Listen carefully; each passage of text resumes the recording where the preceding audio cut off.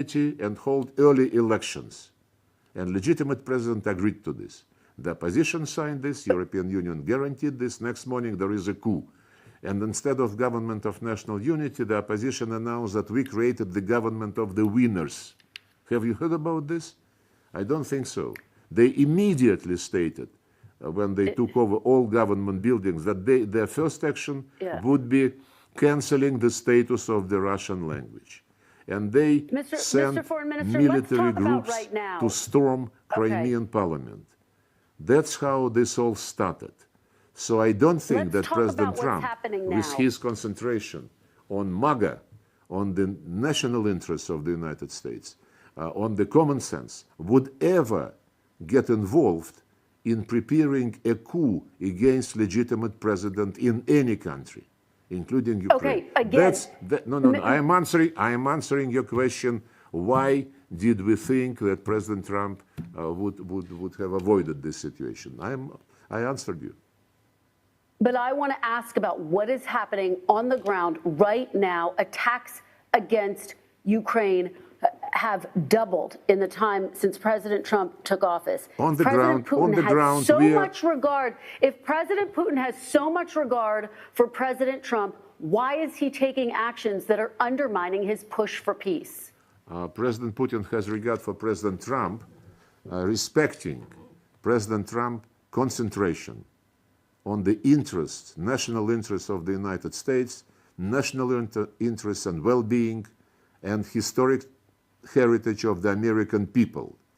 And I don't have any doubt that President Trump respects the same attitude of President Putin to protecting national interests of Russia, to protecting basic interests of the Russian citizens, including the right to be a nation which has very rich history, very rich traditions, and which has the duty, if you wish, to support those who share the values of the Russian language, Russian world, if you wish.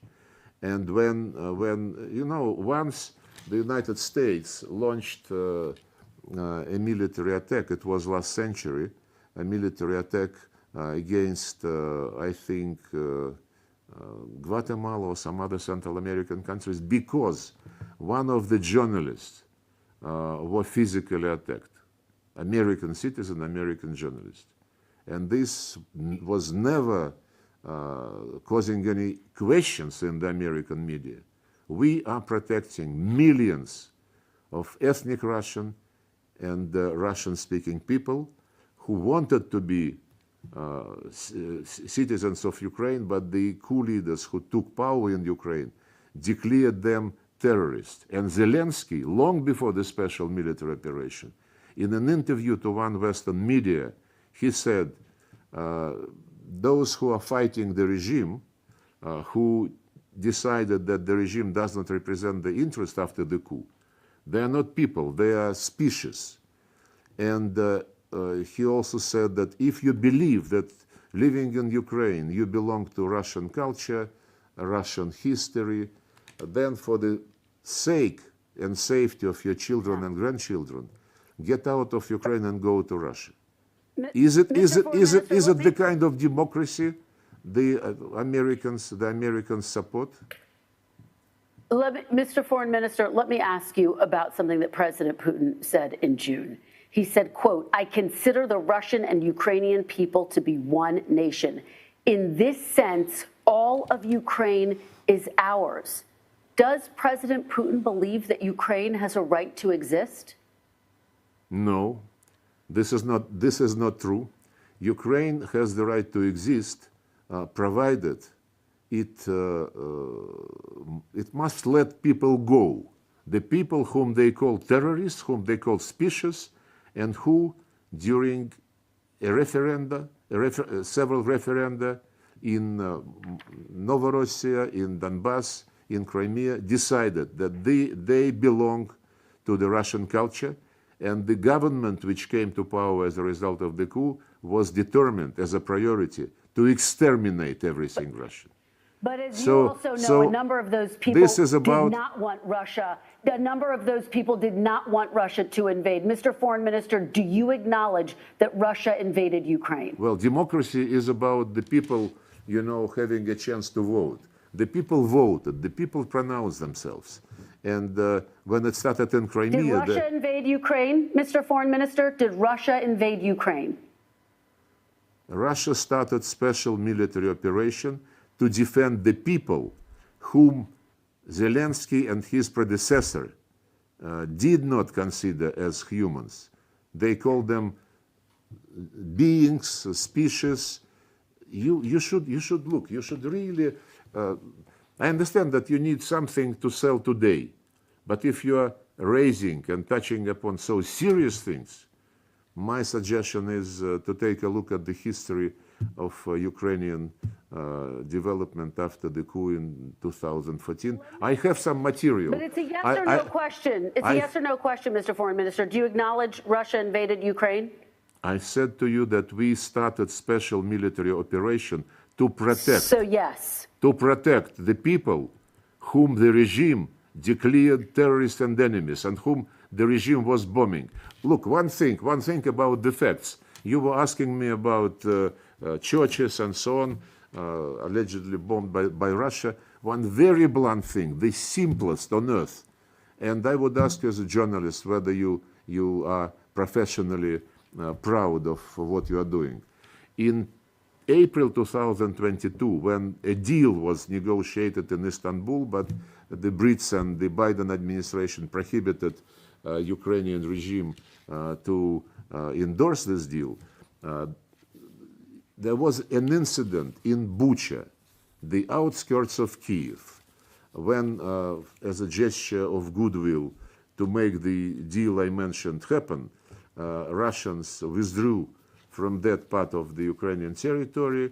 This place called Bucha was retaken by Ukrainian authorities, and the mayor of Bucha was on TV saying how good that we are back in our city. And 2 days later, BBC broadcasting team showed the images of central street of that Bucha with bodies, dozens of bodies laying in some interesting order. They immediately accused Russia. They immediately, I mean the West, introduced new package of sanctions. And we still, 3.5 years thereafter, we cannot get any response to our official request to circulate, to share some information about what actually happened there. I publicly, wait a second, I'm coming to NBC. I'm coming to NBC. Several times when I was in New York for the General Assembly sessions, I was meeting with the media, including NBC correspondents, and I said, this Bucha incident was used to raise stakes against Russia in this situation. Can you, and we requested the Secretary General of the United Nations, of OSCE, other organizations, can you make sure that the names of the persons whose bodies were shown by BBC are made public? Silence. Then I asked the last year and year before last, I asked at my press conference the UN correspondents, guys, normally journalists are very intrusive, they would like to know facts. Can you start a journalistic investigation? Can you demand that the names of the people whose bodies were shown, were broadcast by BBC, be made public? So I think it would be an interesting case for NBC as well. All right, Mr. Foreign Minister, I understand there is a lot of history. We want to talk about what's going to happen next, though, and I want to talk about these discussions. There are reports as a part of the peace deal, Russia is demanding control of all of Donbass, even though much of it still remains under Ukrainian control. And Russia wants to freeze the rest of the front lines. Is that what Russia is asking for? We explained during our meetings with President Trump, with other American officials, we explained the goals of the special military operation. Actually, we explained them to everybody publicly, but apparently NBC was not listening attentively.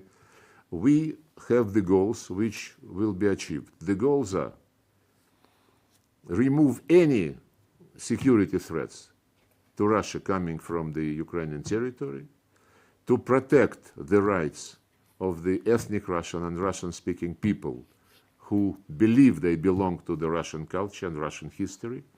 And the only way to protect them against this Nazist regime is to give them the right to express their will. They did in 2014 in Crimea, in 2022 in Donetsk and Lugansk republics, and later in Kherson and Zaporizhia regions. So this is implementation of the goal of special military operation. The goal is based on the respect for the United Nations Charter, which says you cannot discriminate human rights in any area, including language and religion rights, which is totally ignored by the regime. And then, of course, I just want to be very clear for people. As I said, Ukraine must remain neutral, must remain out of any military blocs, and must remain non-nuclear. Those are the stepping stones in the Declaration of Independence of 1990, and those are the principles which made it possible to recognize Ukraine as an independent state. You said, let's not go into history. We don't want to forget about history, because everything which is going now has reasons in the decades and decades of years when the West was building NATO, was moving NATO directly on Russian borders, and was building Ukraine as an instrument to defeat Russia in the battlefield, as it were. Okay, well, speaking of history, Russia was a part of the 1994 Budapest Memorandum, which guaranteed Ukraine's security, but Russia violated that agreement when it invaded Ukraine in 2014. Why should Russia be trusted with Ukraine's security and a peace agreement? Have you read the Budapest Memorandum? Yes. What does it say? There's a security agreement between a number of countries, including you and Ukraine, not to invade another country, and that's exactly what you did. No, you don't. It seems that you did not read it. The Budapest Memorandum was signed by...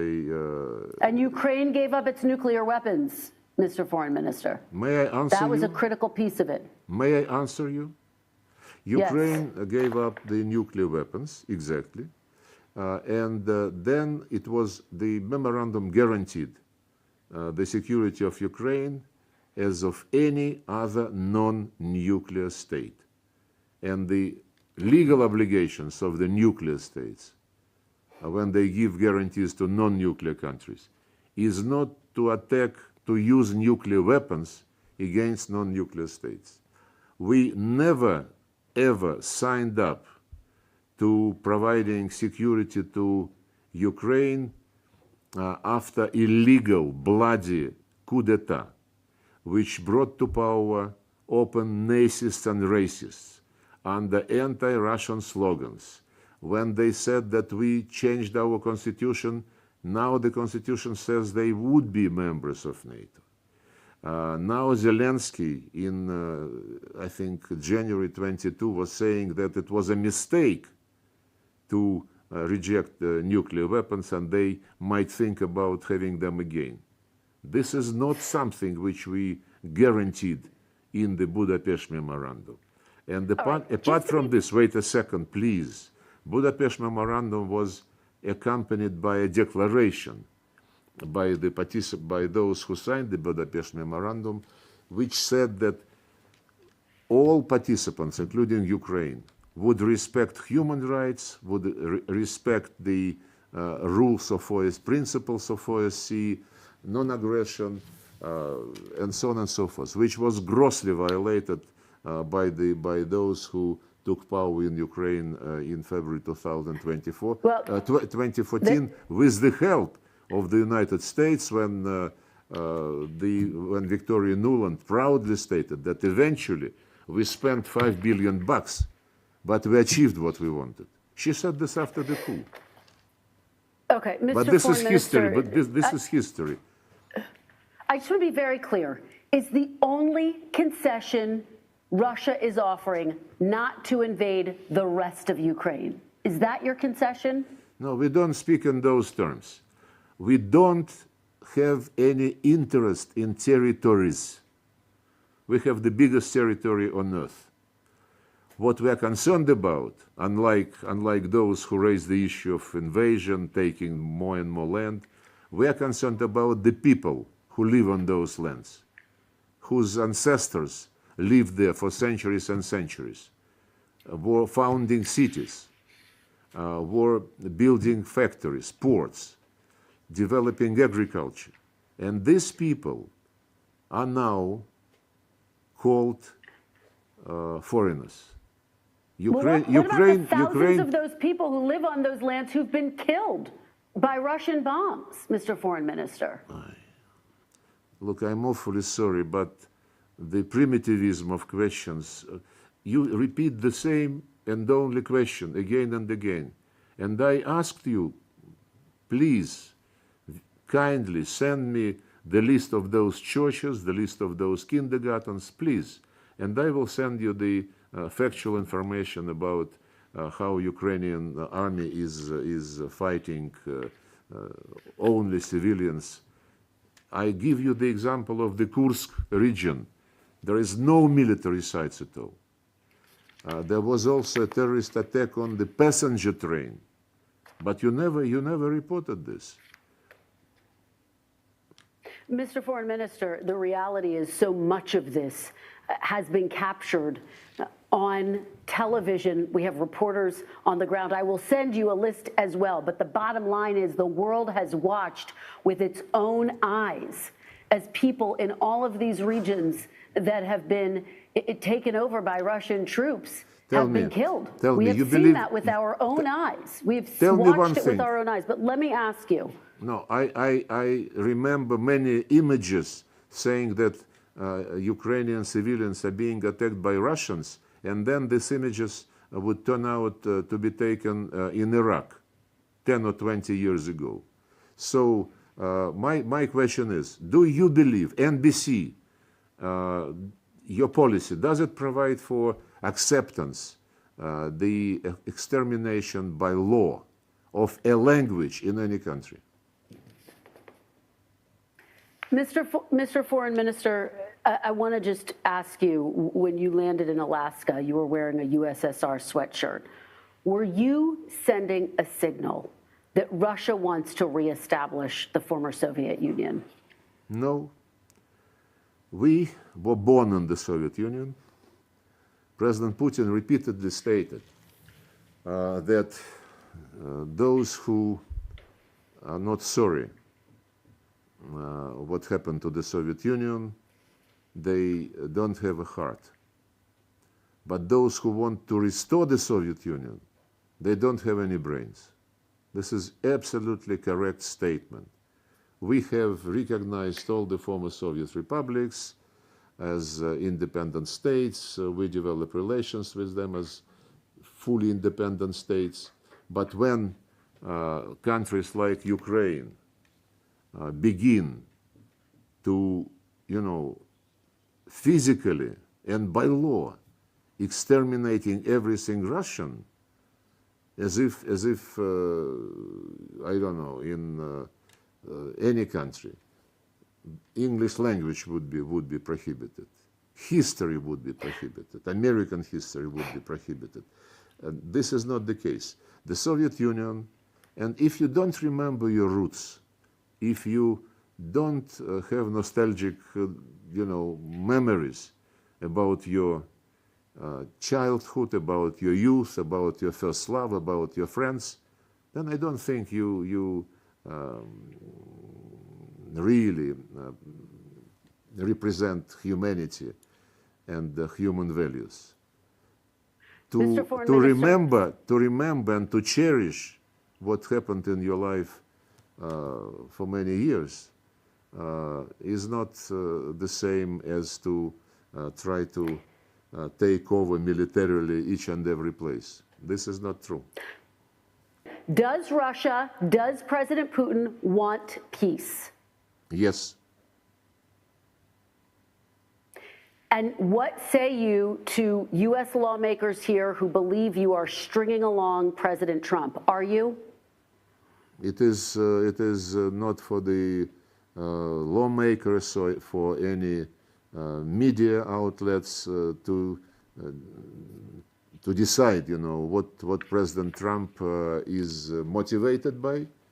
We respect President Trump because President Trump defends American national interests, and I have reason to believe that President Trump respects President Putin because he defends Russian national interests. And whatever they discuss between themselves is not a secret. We want peace in Ukraine. President Trump wants peace in Ukraine. The reaction to Anchorage meeting, the gathering in Washington of these European representatives, and what they were doing after Washington indicates that they don't want peace. They say we cannot allow defeat of Ukraine. We cannot allow Russia to win. They speak in these terms: win, defeat, and so on and so forth. We proposed several times peaceful resolution on a diplomatic basis, and as I said, it was not us who blowed up the deal practically ready in April 2022. It was personally Boris Johnson, and it was personally several officials from the Biden administration, the French and the Germans. We know this. Anything else? Those are all of my questions. Russian Foreign Minister Sergey Lavrov, thank you so very much for your time. We really appreciate it. Thank you very much. Hopefully next time we can see you in person. Come to Moscow, but ask your people to give you some more variety of questions, and history is important because it is very tempting to use cancel culture in addressing the Ukrainian situation. Forget about the coup, as they were telling us. You must, deoccupy Crimea because everything started with annexation of Crimea. We tell them, what about the coup, which was implemented against your guarantees? They said, no, this is past us. Let's concentrate on today. It's a very usual trick that people say. Cancel culture in modern history is dangerous. Thank you very much. Russian Foreign Minister. And joining me now is Russian Foreign Minister Sergey Lavrov. Mr. Foreign Minister, welcome to Meet the Press. Thank you. And welcome to meet the Russian diplomats. Thank you so much for joining us after a very significant week. Let's dive right into the state of these talks. Has President Putin committed to a one-on-one meeting with President Zelensky? Well, those are the speculations which are being spread by, first of all, Mr. Zelensky himself and his European sponsors. It was not discussed in Anchorage.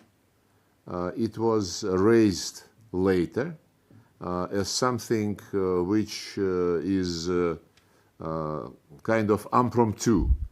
Appearing from the meeting in Washington between President Trump and his guests. President Putin received the call of President Trump after that meeting, and he clearly stated that we are ready to continue the negotiations, direct Russian-Ukrainian negotiations, which started in Istanbul and already had 3 rounds convened there. And he said that meetings at the top level, the summit meetings, especially between the leaders of Russia and Ukraine, must be very well prepared. So preparatory process must be agreed. And for this, we suggested to raise the level of delegations who were meeting and will be meeting in Istanbul to address specific issues which need to be brought to the attention of the President Putin and Zelensky. And those issues relate both to humanitarian, military, and to political matters. Last time our delegations met in Istanbul, we suggested to create 3 working groups, including on political matters. More than 1 month passed already. There is no response from the Ukrainian side. And when Mr. Zelensky says the immediate priority is my meeting with Putin, well, it's basically a game. A game he is very good to play because he wants theatrics in everything he is doing. He does not care about substance. And it is not by chance that now they try, I mean the Ukrainians and the Europeans who attended the meeting in Washington, they try to distort what was discussed in Anchorage between President Trump and President Putin regarding, in particular, the security guarantees. I read some Bloomberg reports yesterday and today saying that the negotiations between US and Russia on security guarantees for Ukraine have been, in fact, undermined because of the demands by Moscow to include the principle of indivisible security.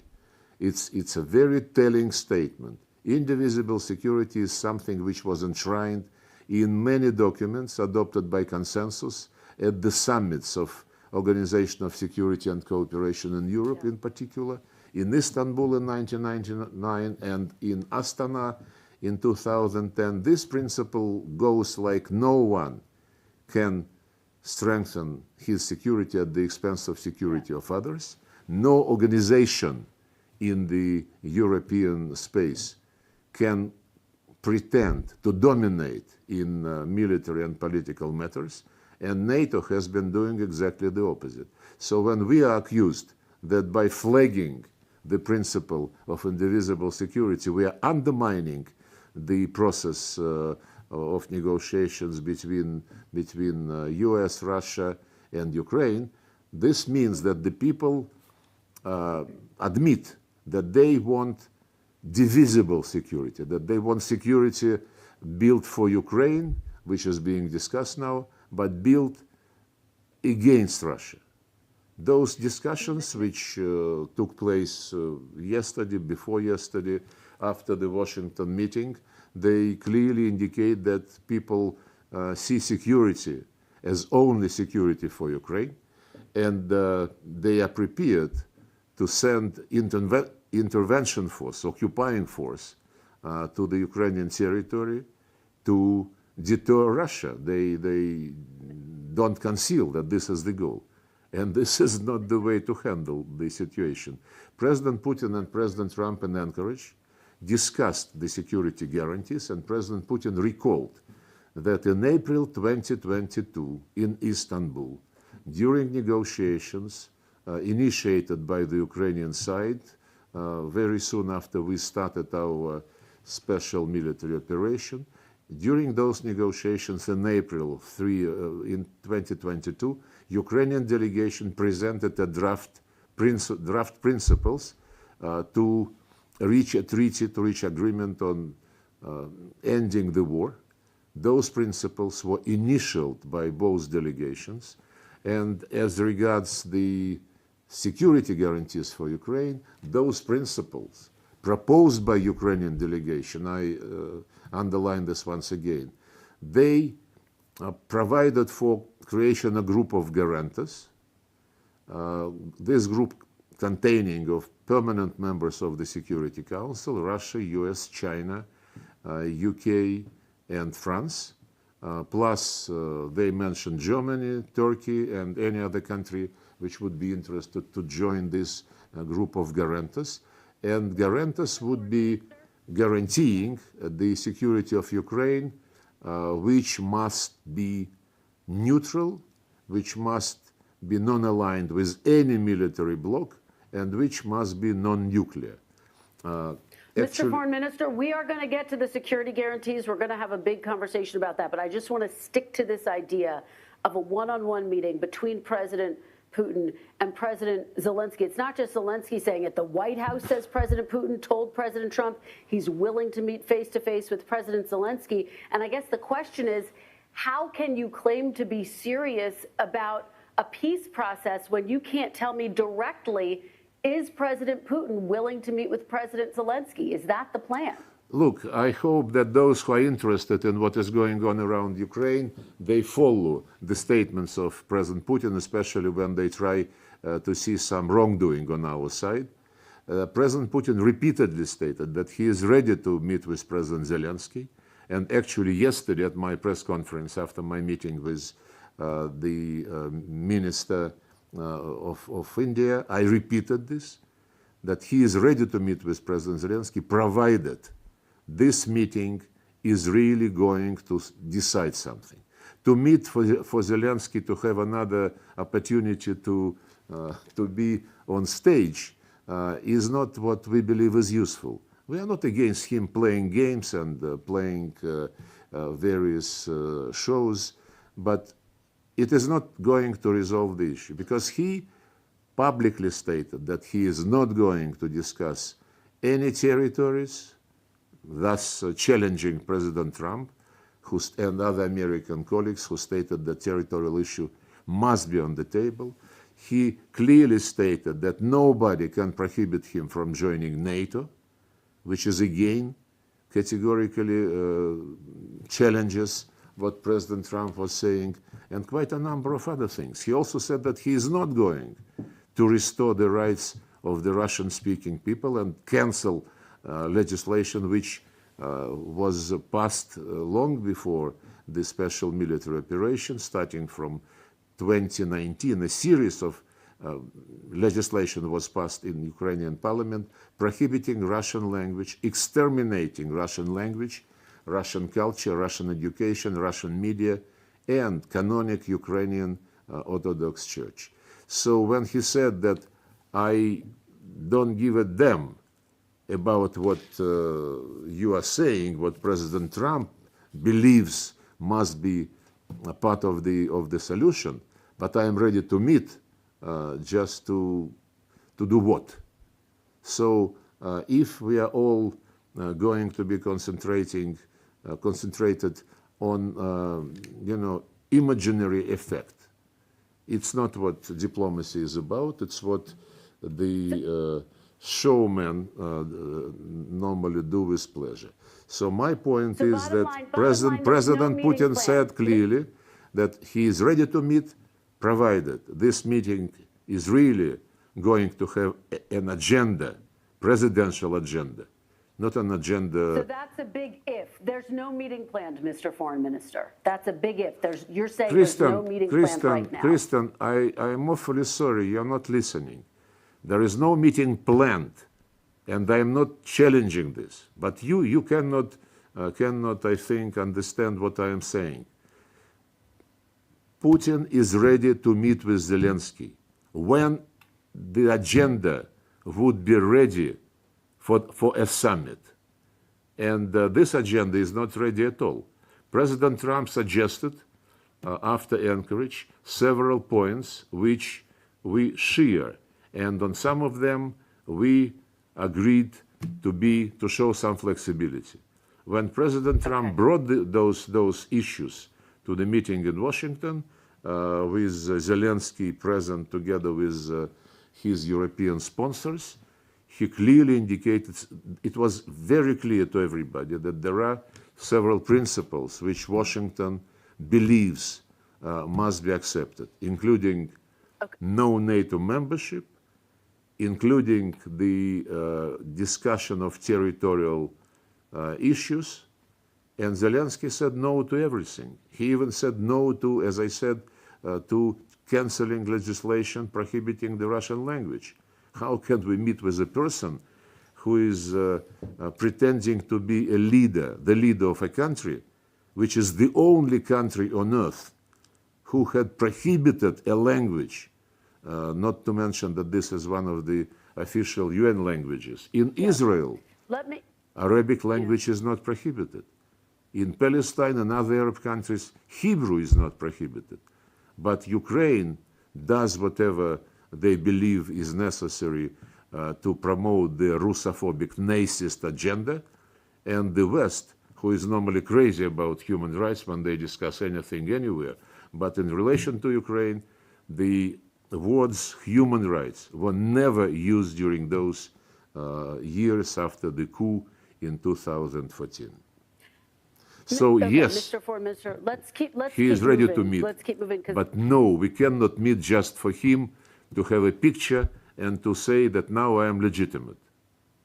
Legitimacy is another matter, because irrespective of when this meeting might take place, and it must be very well prepared, the issue of who is going to sign the deal on Ukrainian side is a very serious issue. So you're saying you don't see President Zelensky as the legitimate leader of Ukraine? President Putin doesn't recognize him as the legitimate leader of Ukraine? No, we recognize him as de facto head of the regime.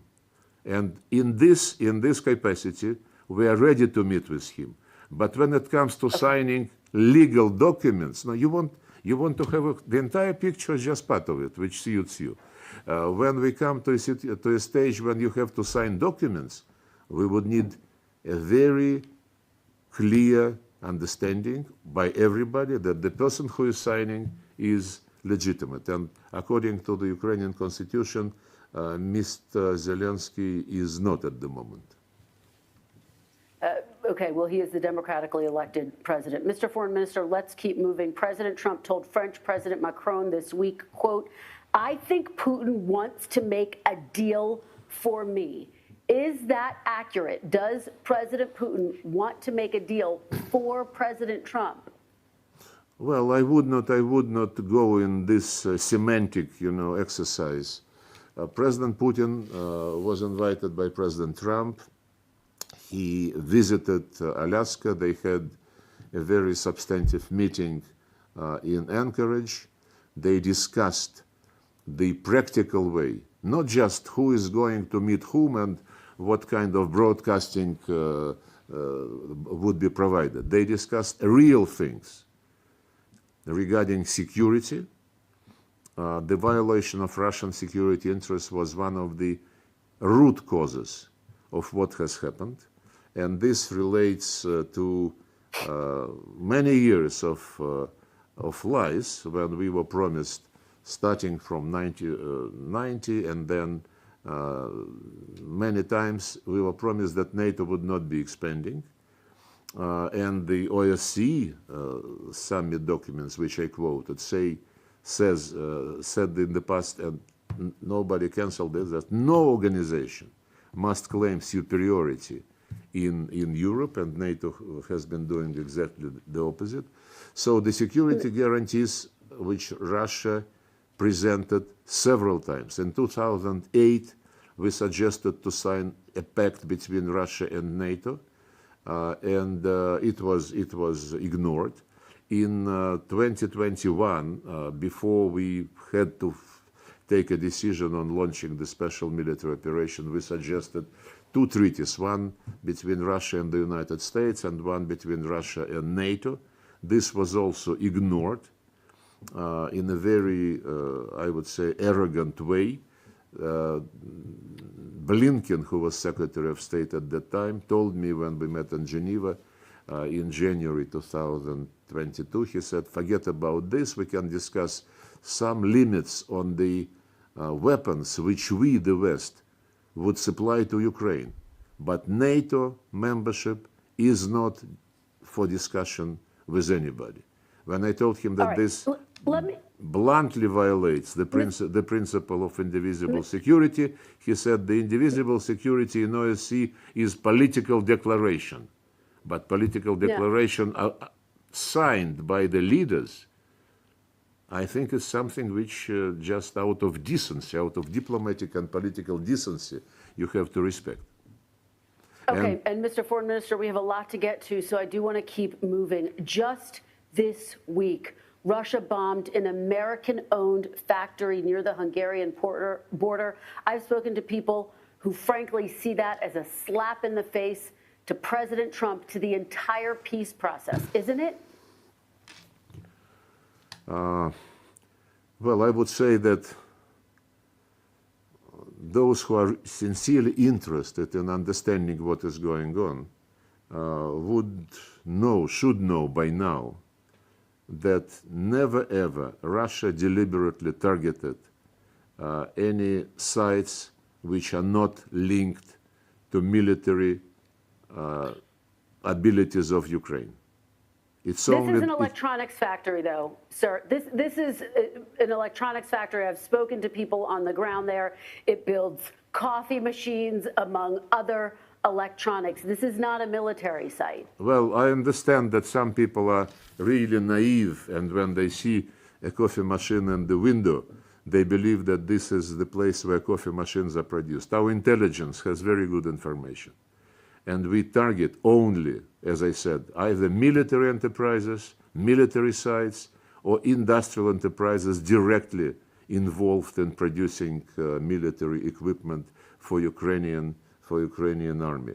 And on the contrary, I never recall any concern expressed by the media in the West regarding the activities of Ukrainian armed forces. When they, for example, in the Kursk region, when they invaded it one year ago, there is no military targets at all. All the targets which they have been hitting daily are civilian. They, by the way, took civilian hostages from there who had nothing to do with the conflict. Recently, they undertook the third attempt to blow up the Crimean bridge. They attacked a few days ago another nuclear power station. They used to attack the one in Zaporizhia. Now they attacked the nuclear power station in Smolensk. And they continue to do this. They continue to exercise terrorist attacks. There is no other way to call them. If you believe that if there is American capital in an enterprise which is used to produce weapons to kill Russians, and you believe that, be it American, be it Hungarian, be it anybody's capital, that this gives impunity to those who build weapons to kill us? I don't think so. I don't think this is fair. This is kind of, I would say, imperialistic. Yes, Mr. Foreign Minister, just to confirm, you are confirming that Russia did in fact target and attack the American-owned company that was hit this week. You should be professor in the Soviet universities, because you twisted very interestingly what I said. I did not say that I confirmed that incident. I never heard of it. I just asked a rhetorical question. Do you believe that if there is an enterprise producing weapons and being part of the Ukrainian military machine, intended to produce things to kill Russian citizens, and just because this enterprise happened to have some American capital in it, it should be immune? That was my question. I have not heard about the episode, and if you can send me some reference to this incident to which you referred, I would look at it. Okay, Mr. Foreign Minister, President Trump says he thinks President Putin wants to end the war. But if you are serious about peace, why not stop dropping bombs? Why not agree to the ceasefire that President Trump has asked you for? But we are dropping bombs. We come again and again to the same issue. We are dropping bombs on the targets which are directly involved in building Ukrainian military machine, targeting the Russian civilians, and continuing the war which Ukrainians started by instigation from Biden administration, from the Europeans, those who supported the coup in 2014 and later was doing everything to turn Ukraine in an instrument to contain Russia, and lately, a few years ago, it was announced that Ukraine is an instrument to inflict strategic defeat on the Russian Federation.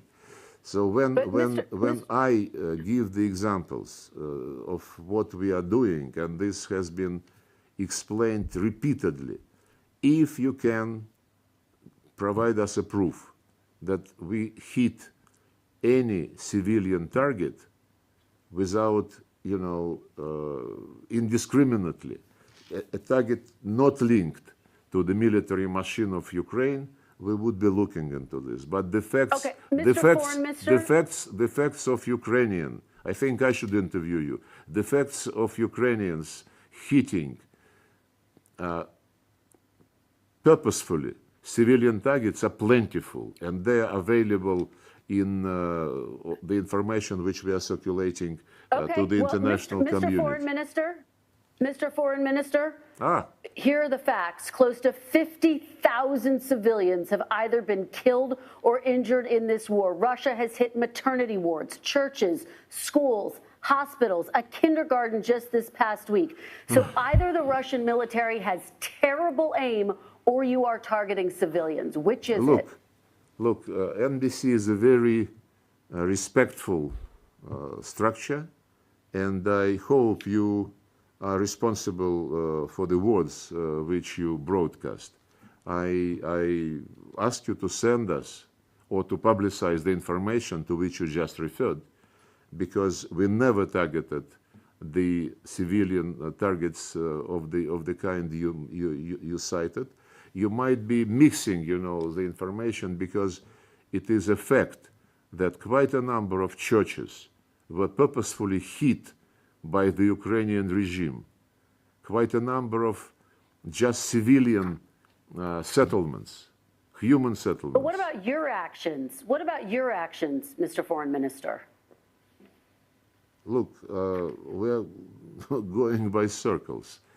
I told you already what we mentioned repeatedly, that we never target civilian sites, that we only attack the sites which are directly involved in the Ukrainian military machine, which the West is trying to beef up. And if you have any proof of what you just said about churches, kindergartens, schools, and so on and so forth, I challenge you, make it public. Sure. Make it public with the dates, with the addresses, and so on and so forth. As I said, it's NBC is a very reputed broadcasting agency, and it is absolutely. It's all publicly, Mr. Foreign Minister. It's all publicly documented, and we have reporters on the ground who've seen it with their own eyes. When you make such claims.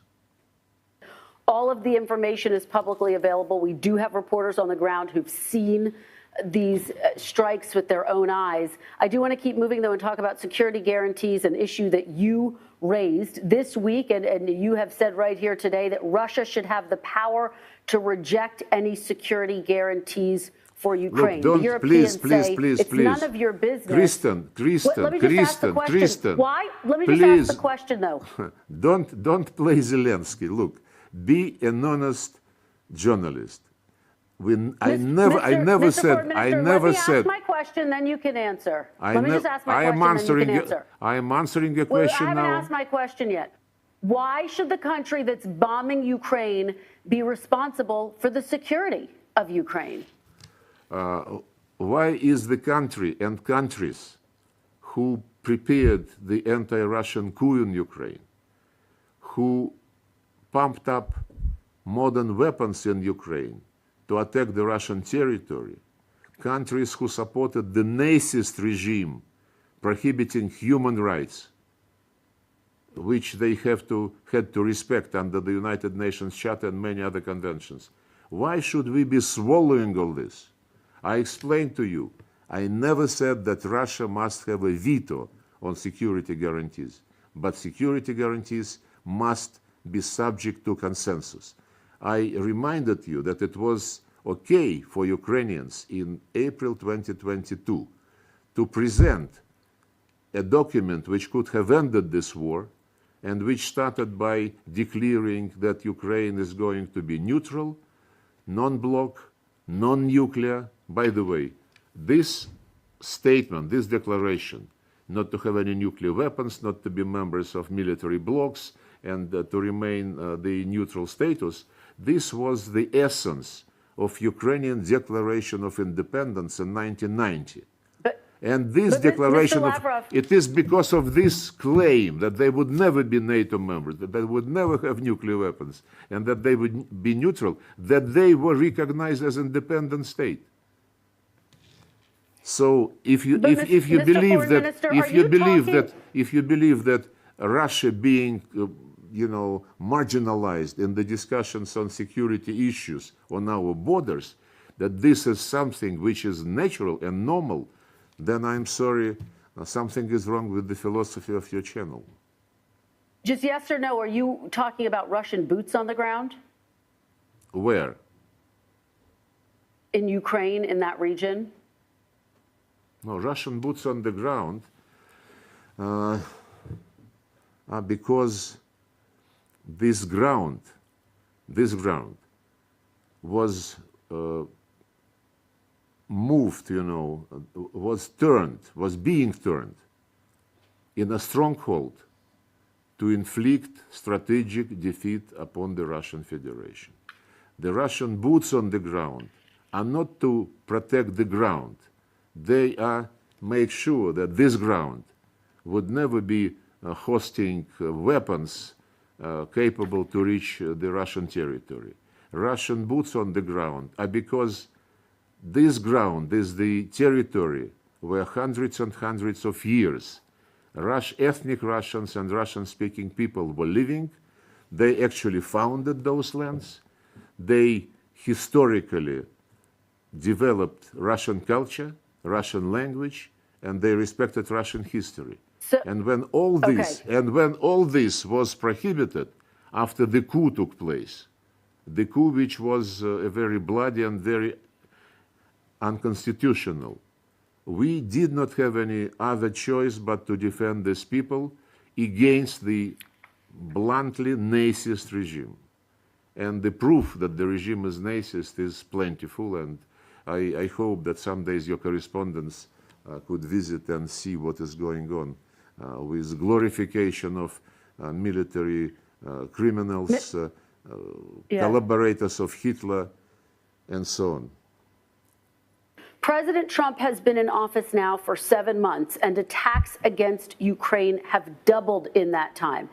If President Putin says the war wouldn't have started under President Trump, if that's the case, why is it escalating under President Trump? Look, it's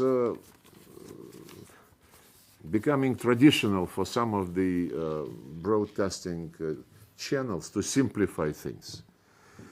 When President Trump said that the war wouldn't have happened had he been president at that time, that means, in my view, that the Americans would not prepare, finance, and organize the coup to topple legitimate president of Ukraine in February 2014.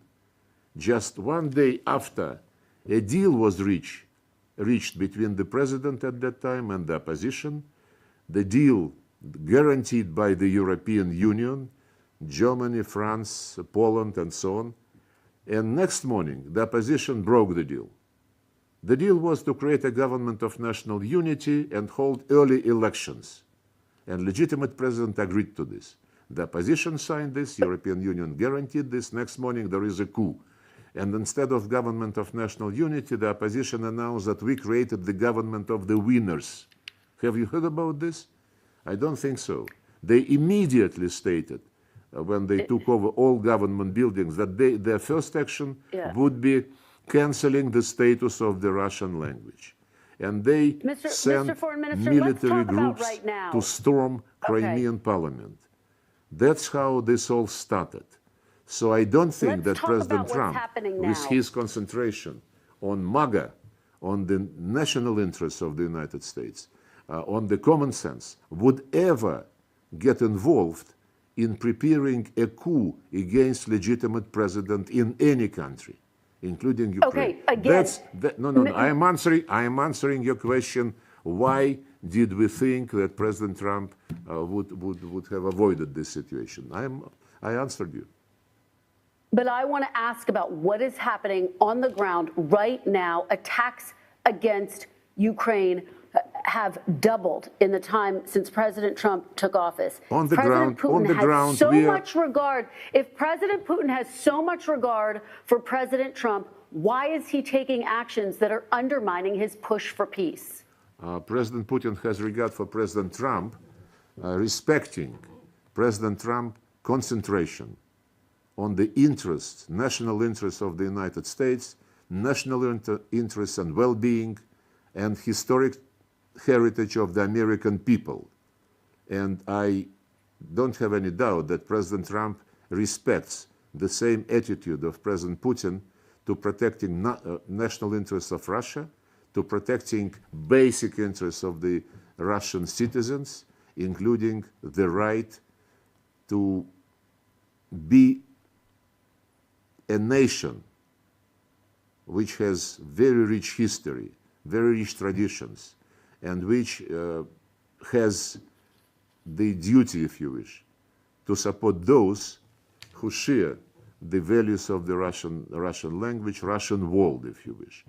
And when you know, once the United States launched a military attack, it was last century, a military attack against, I think, Guatemala or some other Central American countries, because one of the journalists was physically attacked, American citizen, American journalist. And this was never causing any questions in the American media.